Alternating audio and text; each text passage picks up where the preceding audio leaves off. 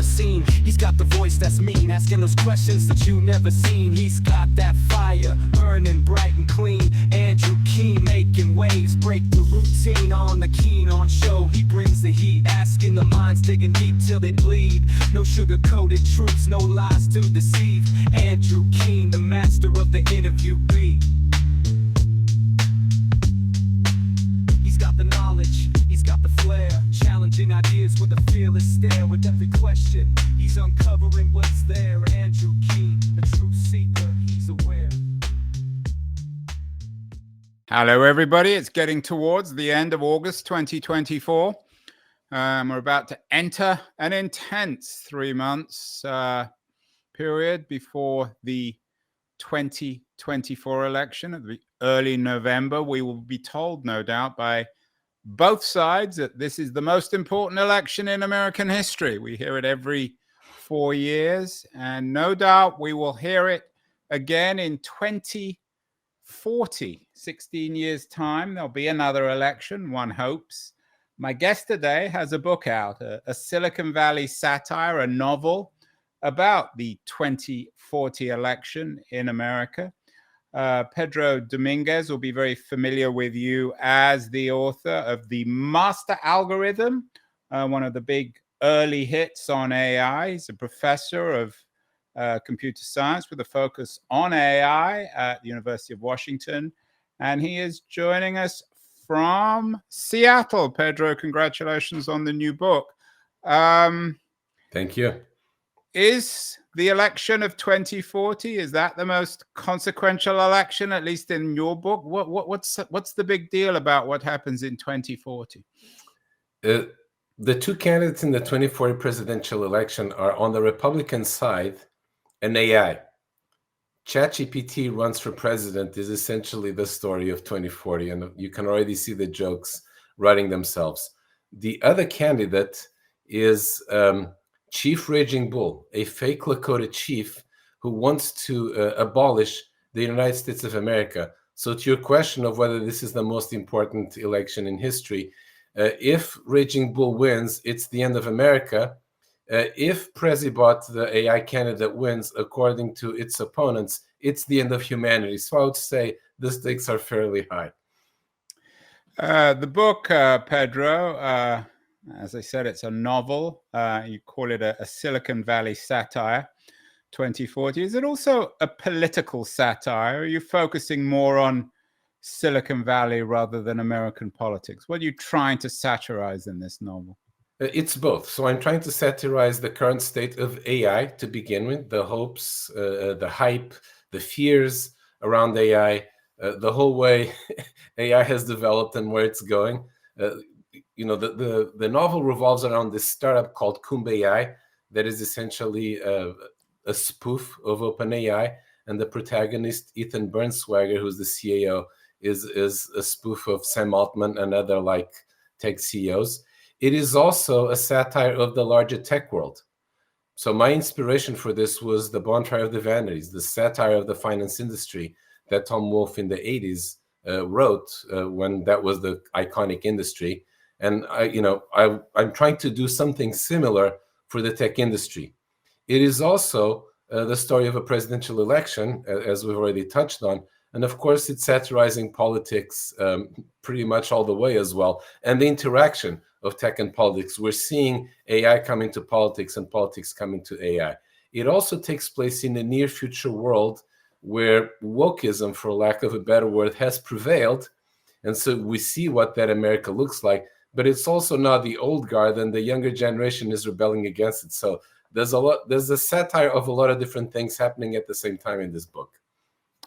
It's ambitious to aspire, I guess, to being Wolfe. Bonfire of the Vanities, one of the classic American novels of the 20th century. You're a professor of computer science, as I said, with a focus on AI.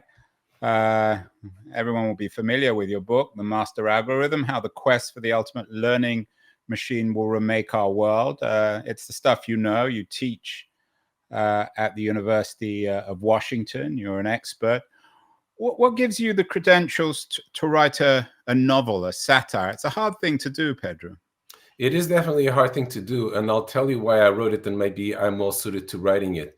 First of all, there was clearly a great need for a satire of tech world, in the same way that there was a need for Bonfire of the Vanities in the 80s. Somebody needed to write that.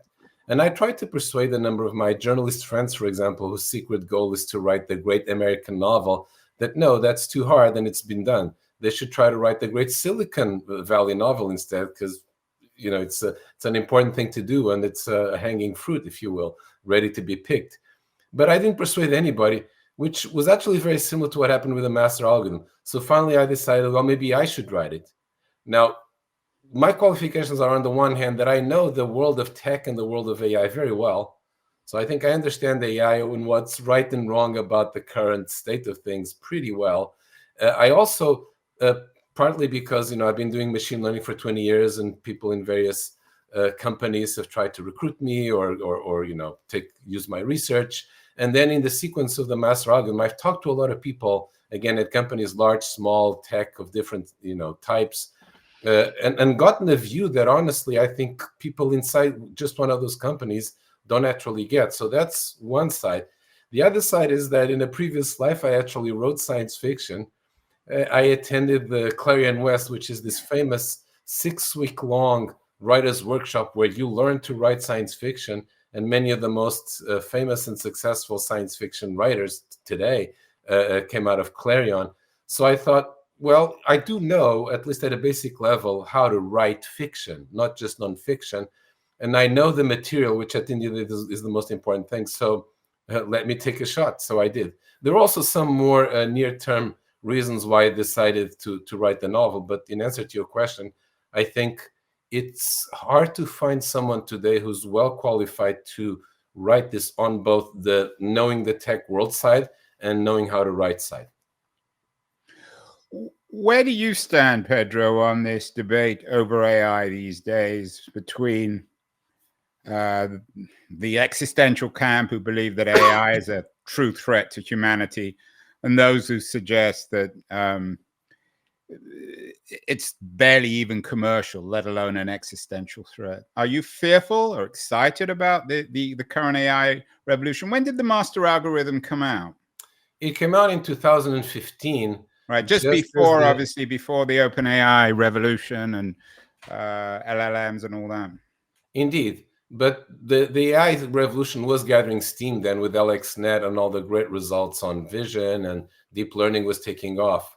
So it's been a very rapid growth curve from there to now.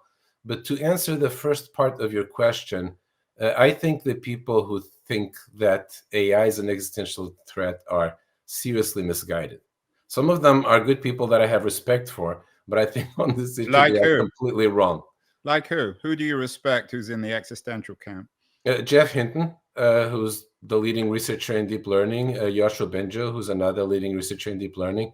And I understand where they're coming from. I also understand, I think, why they're wrong. And very much part of my goal with this novel is to awaken people to what dangers about AI are real versus not real. This novel is about the real dangers of AI. It's also making fun of the fake dangers of AI, which are encapsulated in this image of Terminator, Skynet, this big bad AI that is very, very powerful and decides to kill us all. And honestly, I think this is absurd. It is the line of attack that the Democratic Party chooses against Prezibot, and then it turns out it was the wrong line of attack because that clearly doesn't go well, and they should have picked another one.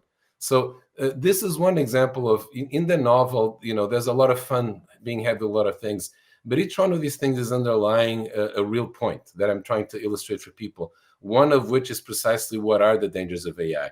Now, the real dangers, and I think more related to the second part of the question, AI has also been overhyped a lot. And particularly in the last, AI has always been incredibly prone to overhype, precisely because its potential is so immense and so clear. But in the last couple of years, the hype has run way ahead of reality. Again, 2040 is very much making fun of this and of the difference between what people think AI will do and won't. This is a startup. A couple of students at Stanford think they've solved AI, like a lot of us have over time. They do a startup, it's not going very well. As a demo, they create a presidential candidate. They fine-tune that chatbot to run for president. And this is the story of the disasters that follow. So I also want to illustrate the reality. As much as this is a satire, the science and the technology of AI in the novel are completely real. And in fact, you can absorb a lot of it just by this, quick read of a couple hours, a couple hundred pages. So I do think that AI is very overhyped right now. I do think that AI has an enormous potential. That's why I've been in the field for the last 30 years. But I think that potential is not something that is going to be realized in the next couple of years. We have made enormous progress in the last several years. That is very exciting, but we are not on the verge of human-level AI. So Prezibot is this presidential candidate that sounds pretty smart and human in, for example, a presidential debate, but then it also is prone to malfunctions that no two-year-old child would be. You mentioned Sam Altman earlier, the current CEO of OpenAI, man who's most associated, I guess, in Silicon Valley now with AI. There's Elon Musk, of course. What about this satire of Silicon Valley? What you trying to satirize in Silicon Valley? I'm down in San Francisco, closer to Silicon Valley than you are. What is it about What is it about Silicon Valley that you find troubling, that you needed to satirize in this novel? There is just so much, and honestly, it's impossible to do in a couple of hundred pages, but I took a crack, right? The Bonfire of the Vanities is 700 pages, but people don't have the attention spent for that today, so I had to be more pithy, if you will. But the first thing I think that we need to satirize about the tech industry is its pretensions. The reality of Silicon Valley is that most of what goes on there is very mundane. Yes, there is this gold rush and a lot of good things are happening, but you also have, for example, someone who has a startup that does better check recognition, right? Recognition of handwriting on checks, or, I mean, this is a random example. And then they say, we are going to change the world. We are going to make the world a better place, world domination. And whoa, this is just a small improvement. So we have a lot of that, right? And I think it needs to be taken down a peg for the sake of the public's understanding of what really goes on. People need to take the claims and the stories that they see with a grain of salt. And in a way, I'm trying to provide those grains of salt here. That is one aspect. Another aspect which the book really goes into is the whole dynamics of Silicon Valley, where there are these startups, there are also these very large companies and the billionaires who in 2040 have become trillionaires who run them, who they have amazing pretensions and messianic feelings about how. So in 2040, there's HappyNet, this very large company that is the everything app. And the guy who founded it and runs it, Dave Newell, says, I'm in charge of humanity's happiness. And he really believes that. Of course, we then find out the ways in which this is really, he is both estimate of how much he can control things and of the way in which he wants to control them turns out to be badly wrong. But we see the fight between these trillionaires. There's a chapter called Only We Can Save the Planet, where they fight it out about who has the best scheme for solving climate change and curing a whole bunch of other problems. It ends in a fist fight, and this all illustrates things that actually happen in the tech industry. Then, to abbreviate, there's the AI itself. The thing about AI that is kind of extraordinary is that on the one hand, yes, a lot of progress, very exciting. On the other hand, what's been happening in the AI in the last several years, and OpenAI is the quintessential example, is a comedy of errors. Everything turns out differently from how it was originally designed. The whole success of large language models is like a large language model isn't meant to be doing the things that it's doing. OpenAI was supposed to be created to keep AI open and for the benefit of everybody. And now it's a closed for-profit company. And the list just goes on. Like you have these startups who basically what they do is they try to create a demo to impress people into thinking, either they do this consciously or not, but that's the reality. You create, and again, OpenAI is a big culprit in this. The AI looks a lot better, more intelligent, more human than it really is. And of course, ChatGPT is the greatest example of this. So that's what happens with Prezibot. So I'm trying to make fun of the whole stack of the tech industry, from the startups to the big players, to the different kinds of people, to AI, to the more general issues in the tech industry. Pedro, you're thinking 16 years ahead. If we go 16 years back from 2024, we're back in 2008.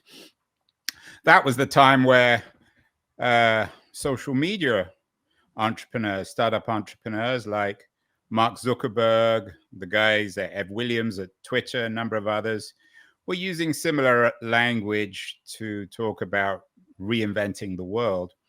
16 years later, for better or worse, they seem to have reinvented the world. In 2008, they might have seemed somewhat absurd. Zuckerberg talked about bringing everyone together, social media taking over the world. It has done for many. It's more of a dystopian rather than a utopian outcome. So there's nothing trivial here. I mean, for all the absurdity of the claims of AI startup entrepreneurs like Sam Altman, by 2024, this technology is going to be, if not mature, certainly more radically developed than it is today, isn't it? Well, absolutely. And again, as much as writing 2040 was a lot of fun for me, and I hope it is for the reading, it is fun for the readers as well, it has a serious point. The goal of 2040 is to give people a better understanding of what AI is and where it's going, and how they should think about it and how it interacts with politics and other things. AI is going to take over the world. I mean, I got into AI in my 20s, in the 80s, because I thought it was going to take over the world, and machine learning in particular. And it is taking over the world, but it's not going to happen overnight. And there will be many, let's call it accidents that happen along the way.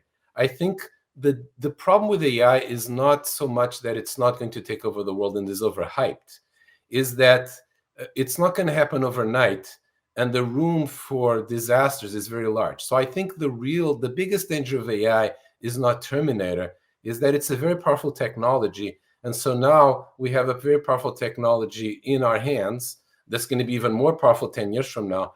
And so we're going to screw up on an even bigger scale than we had before. Technology gives us the tools to screw up with. And that's very much what I'm alerting people to. The big danger from AI is going to come from its misuses, not only intentional, but just the people screw up, and the AI screws up, the hallucinations, the unreliability, the bugs, the problems. This is what we see in the novel that illustrates what the real dangers of AI.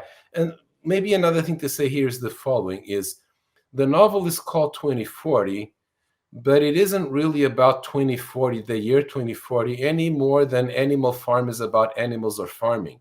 It's a caricature of today. I'm showing people the world of today, both in tech and in politics and in culture, through a funhouse mirror, if you will. And like a caricature that often lets you see the traits of the person better than a photograph, my hope is that this will help us see the world of tech and society today better than we could, and more easily in a way than we could just by reading the news or reading a more conventional novel. Where were you born, Pedro? Were you born in the US? No, I'm originally from Portugal, so I'm originally European. And are you a US citizen now? Yes, I am. I have dual citizenship. Because one of the things that I took away from 2040, and as you say, it's a very entertaining short read, very amusing and provocative, is a disillusionment with American politics, a disillusionment with the nature perhaps of democracy. As you say in the book, on the one hand, the Democrats are taken over by these absurd wokeist party, the Native Americans, and the Republicans are running an AI bot. Are you troubled, disappointed by American democracy, this your new home? Is this also driving the narrative? You said you're less fearful about AI. Are you more fearful about the future of America? Yes, I am. So I am very disappointed with the current state of American politics, and so are a lot of other people. Let me say, however, that America illustrates problems that are much wider than America. I think all of the West and European countries and others as well, they have these problems as well in different guises and variations. they may be sharpest and easiest to see in America, as is often the case with a lot of things. I am an optimist in the long term, but I do think that in the near term, things are going to get worse before they get better. And 2040 illustrates this. So some big disasters happen in the novel, no spoilers, but it does end on a hopeful note. And there's something very important, which then really is central to the novel, which is there are two versions of Presibot. Presibot 1.0 is ChatGPT. It's a chatbot like we know it today. We see how that works. But that fails in a number of ways. Among other things, it doesn't win the election. Like they quickly realize that's not going anywhere. The second version of Presibot 2.0, which Ethan, the protagonist, the CEO, comes to after a long odyssey through San Francisco and all its dysfunctions, Presibot 2.0 is actually what I think the future of democracy is going to be and should be. And we need to make it happen. So satire aside, and the book then ends on a hopeful note after all the disasters again. No spoilers, but the book ends on a hopeful note. Let's put it that way. And so what is Presibot 2.0? Presibot 2.0 is a better form of democracy that AI makes possible that wasn't possible before. Presibot 2.0 is not some bot generating text somewhat randomly from a database that it learned from. It's being crowdsourced in real time from every American who wants to participate. Presibot, the body is a robot, but it's actually a whole vast data center where you can talk to it in real time. And then it constructs, it decides what to do in real time by literally talking to millions of people, hearing both what they want and what they think, and doing chains of inference over these things. This is something that wasn't possible before, right? There has always been this dilemma going back to Athens between direct and representative democracy. In direct democracy, in a way, it's better because people decide things by talking with each other in the agora, but it doesn't scale. That's the problem. You can't do it with 100 million people.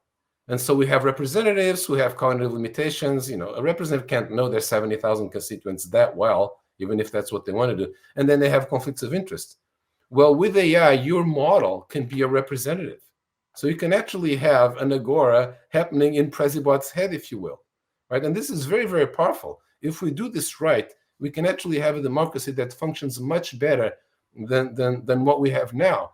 The central plot device in 2040 is Presibot's kill switch. So, for example, there's this law, which you've probably heard of in California, potentially about to be passed right now, that among SB 1047, that among other things requires AIs to have kill switches, which is, if they decide to kill us or something goes really bad, we can take over.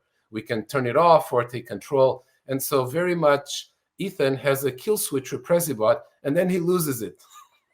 And then there's this odyssey where he's trying to get it back and various people fighting for control of it, which of course illustrates the problem with having a kill switch is who controls it exactly. But then the realization that he comes to is that, well, in a democracy, it's not bad to have people fighting over the kill switch. What we should do is give everybody a kill switch. So they turned the panic button, as it's called, into Prezi app, which is an app that everybody can have on their phone, by which they can start to talk to Presibot. And this is technologically possible now. And I contend that if we do this, we will have a much better democracy than what we've had in the past. You say that the idea would be to have an agora in a Presibot mind, so it's our collective knowledge, our collective feelings and desires aggregated in some sort of AI cloud. Wasn't that the promise of the original internet, the early digital idealists, the Larry Lessig's of the world back in the 1990s, and some of the architects of the internet in the 90s, even Tim Berners-Lee? They believed that it would be a kind of agora in a network, not a Presibot. And that went seriously wrong because of the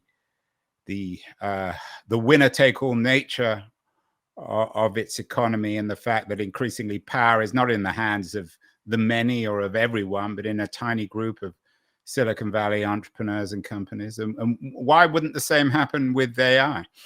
Well, it did go wrong. It went wrong because the internet is only half the solution. The other half of the solution is AI. What the internet does that's amazing is it puts everybody's knowledge potentially at everybody's fingertips. But now there's this problem, which is really what AI is solving every day, in Google, on Netflix, on Amazon, on Twitter, etc., which is who sees what, right? I can't read a billion things every day.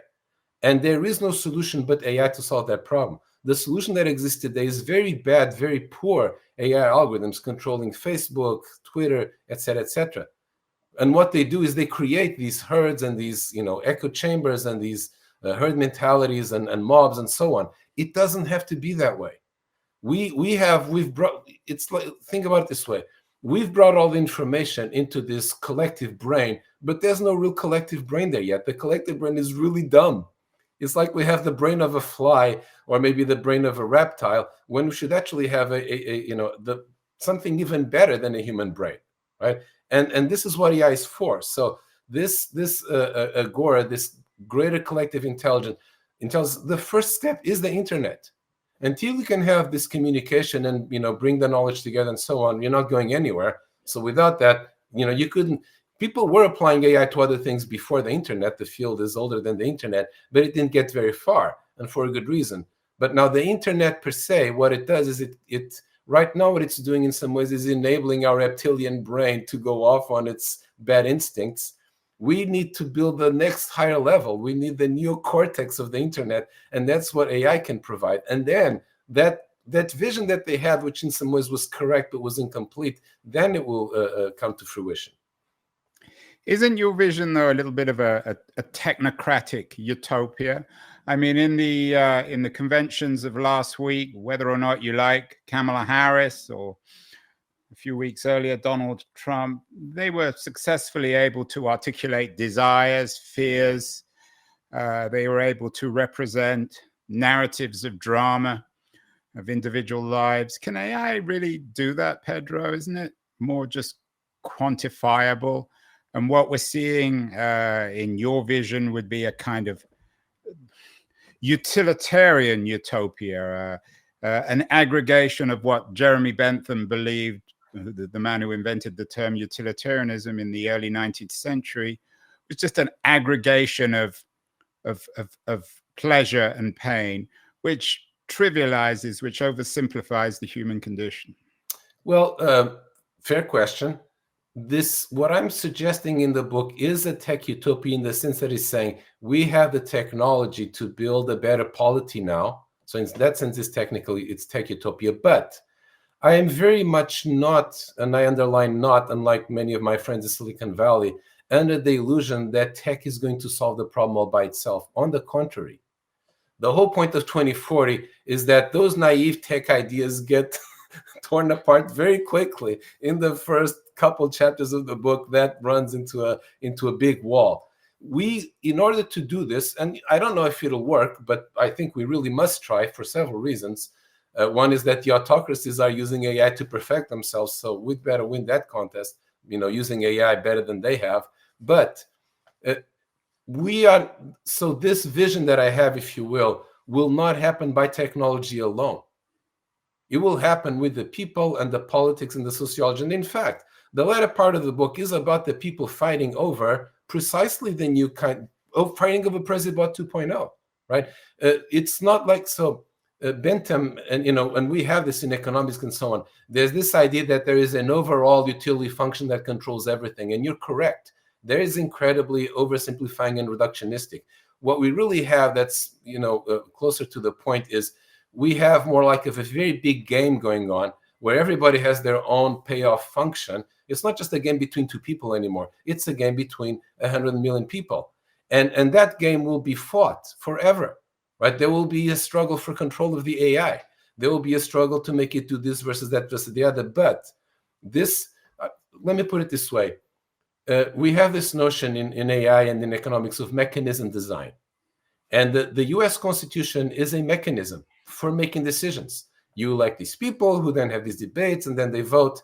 That was the mechanism that you could have then. What I'm saying here is we can have a better mechanism that will not change human nature. It won't make the struggles go away, but it will at the end of the day do away with a lot of the pathologies and lead to better outcomes. Now, I think part of what you're getting at, and maybe, let me oversimplify a little bit here, is there's always this thing that happens with new technologies, and it very much happened with the internet. It was like, oh, now the internet is going to be a great educational tool and a tool for rational debate, and we'll have a more perfect society for that. And then it turned out kind of the opposite, right? So will that not happen here? The party conventions are a great illustration of this, because back in the 60s, the party conventions were actually, there was real stuff being discussed there, as it should be. These days, party conventions are commercials. They are 3-day-long, vacuous commercials to sell a product. That ain't how it should work.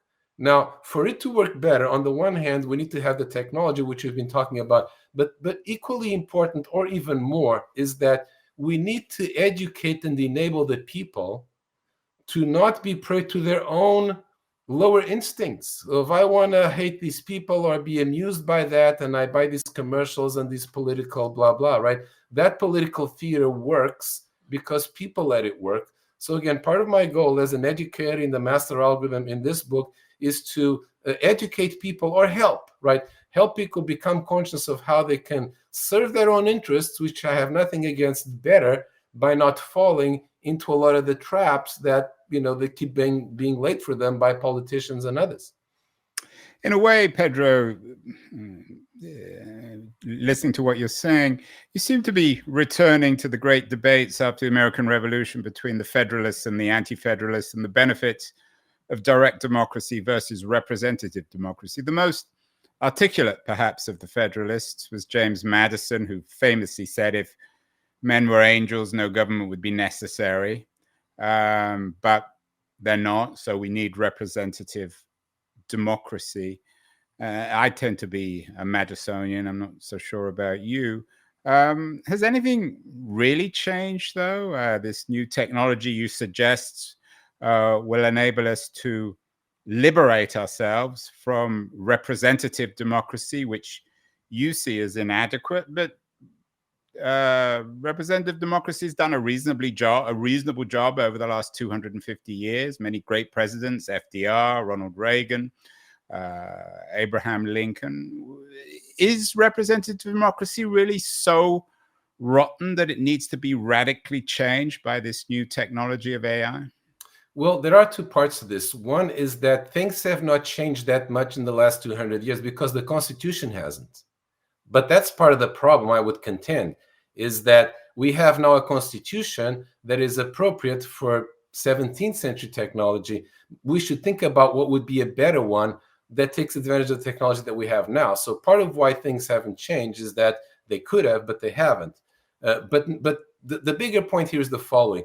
There are really, to condense a very big debate into just a couple of things, two big problems with representative democracy. One is the one that I alluded to, is that your representatives are necessarily an imperfect representation of you, both because of their cognitive limitations. They can't know you that well, right? My representative represents 70,000 other people as well. And also, even more importantly, because there's a big conflict of interest, right? At the end, they have their interest at heart more than mine. I agree with you that for the most part, representative democracy has not done a terrible job. I agree with that. It's quite dysfunctional today, but that's not the big issue here. The big issue, which very much the Federalists and the Anti-Federalists were worrying about, and that in some ways has not changed, but in other ways it has, is that should we really empower the people, right? The anti-federal, so let me put it this way.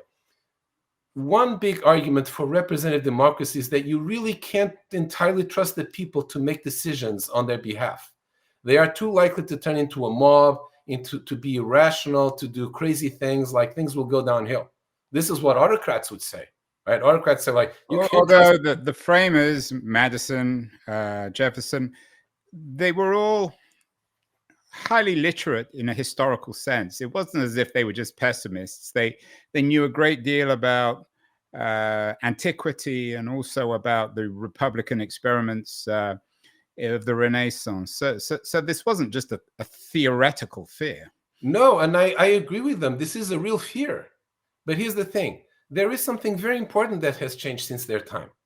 Very, very important. People are much more educated now than they were before, and they're better informed. So people are much more Pedro, able. are you serious about that in the age of Facebook and X and TikTok? Oh, I mean, look, of course. I mean, I think we need to be careful to not fall into glib pessimism. 40% of Americans today have a college degree, which could be better, but it's still a college degree. And the problem is not so much that we have too little information, but that we have too much. And Facebook, right, in particular, right, and again, Dave Newell in 2040 is very much a spoof of Mark Zuckerberg. When Mark Zuckerberg says, we bring people together, it's true. A lot of stuff happens, that is not dysfunction. Is groups of various kinds, from families to friends to college groups to organizations that want to accomplish something. Social media is an amazing tool for them. So I would contend that the fact that people are more educated now means that they are better able to make decisions on their own behalf. I also have, honestly, fundamentally in some ways, better view of human nature than they did. But also, and I think a lot of people fall into this trap, we are all imperfect, so are the representatives. All of these cognitive biases that the people have, so do I. I don't know what's better for them than they do. I have some expertise on some things, which I believe they should consult on for some things, but they, at the end of the day, know their life better than I do. And here's the key thing, right? And this gets back to the crowdsourcing. The appropriate comparison is not between my intelligence and the intelligence of a random person, or between the intelligence of Ronald Reagan and the intelligence of a random person. It's between the intelligence of 400 representatives and the intelligence of 380 million people.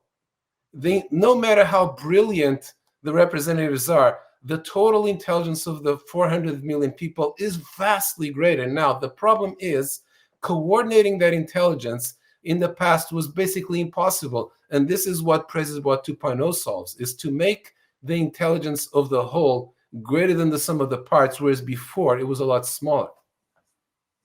But intelligence, Pedro, and politics are two different things. I can tell you what I want. I'm sure you can tell us what you want. And everyone knows or seems to know what they want, although often that's why we have therapists we go to who will tell us what we really want. But aggregating all those things together is an impossible task. That's why you need representatives, either at the local or the national level, or presidents who are able to somehow capture the spirit. So Harris seems to be capturing a certain American spirit, progressive spirit of 2024. Trump is doing the reverse. They're both legitimate spirits. I think most of us know which side of the debate we're on. That can't, and it comes back to my point about Bentham, that can't be quantified. That's not what politics is about. Oh, no, on the contrary, that can and will be and is being quantified. I mean, like the presidential campaign, actually political campaigns, they already use AI extensively to do precisely this kind of thing.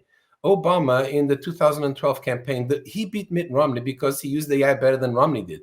They had this thing running every night called the Optimizer. That was the name, right? And again, the first chapter of 24 is called Optimize America, ! Because that's Presibot's slogan. And again, this is a spoof of these things. The Optimizer ran every night, figuring out for the swing voters in the swing states what they wanted, what were the most important issues, and what were the talking points by which someone could knock on their door tomorrow and persuade them to flip. But to be fair, I'm not familiar with that. But to be fair to Obama, had the Optimizer said the best way to win votes is to send all the immigrants home or to make racist remarks, he wouldn't have done that.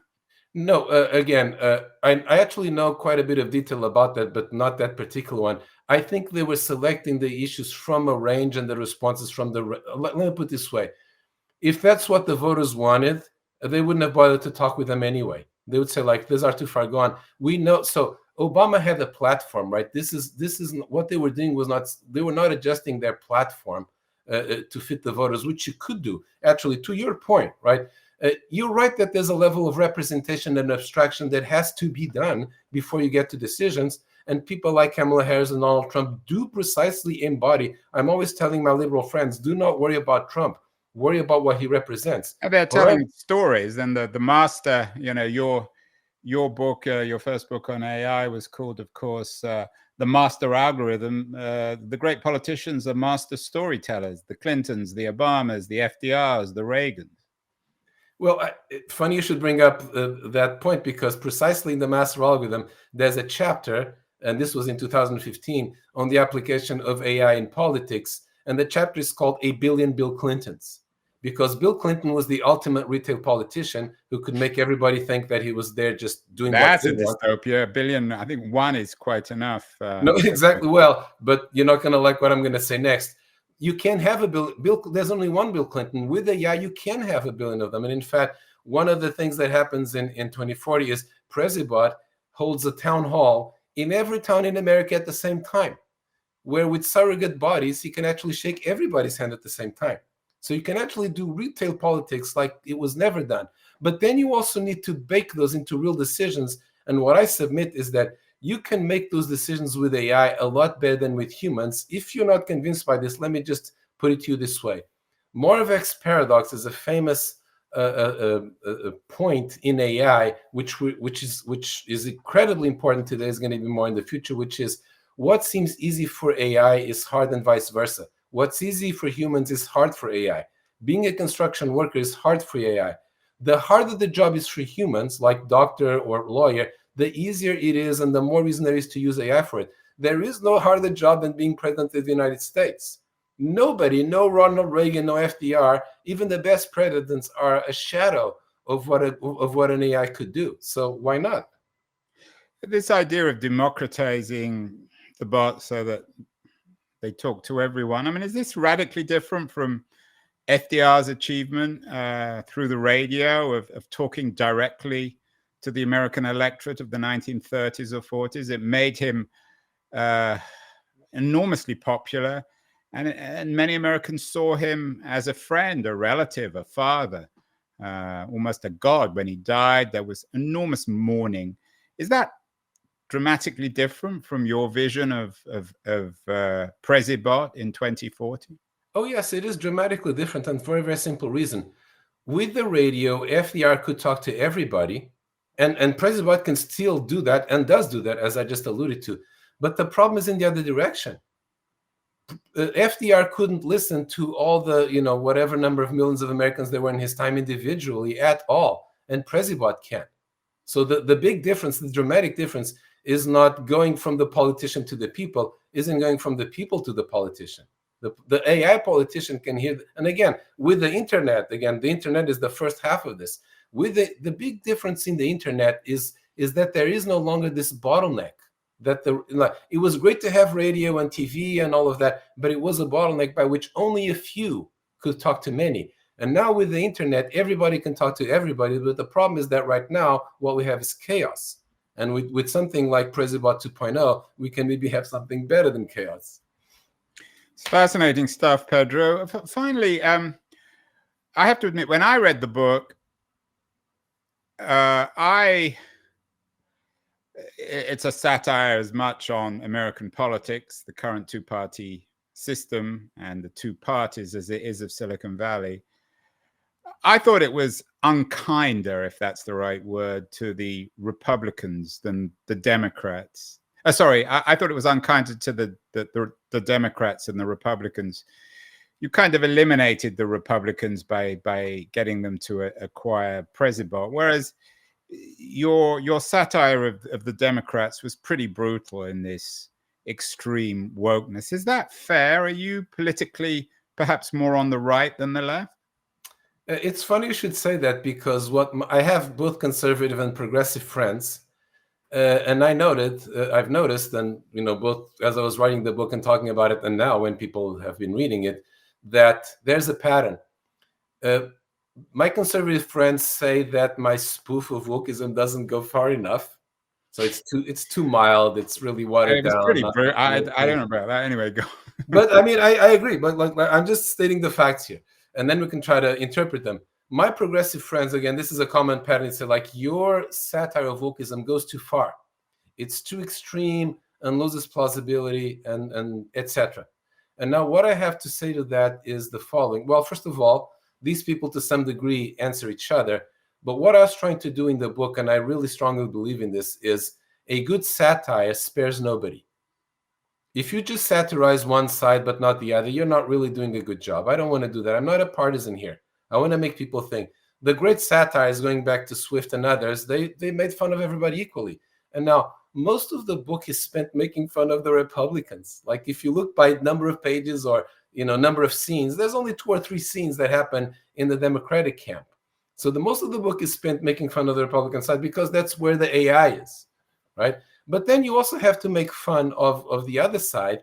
And what I do there is a very long established tradition in science fiction, which is let us extrapolate things, take their logic at face value, and see where it goes. And for example, the wokeism is encapsulated in this character of Raging Bull who wants to abolish the United States and replace it with a federation of Indian nations. And now, of course, this is a caricature, right? You shouldn't confuse a caricature with a photograph, but it's a caricature of something real. If you listen to a lot of the quote-unquote wokes, they think all of America is, settler colonialism and one bad thing after another, and, we shouldn't be here, blah, blah, blah. Well, what Raging Bull's platform is, the control needs to go back to the tribes. And then if your house is on their tribe, that tribe makes the rules, right? So this is not such a big departure from where we are now.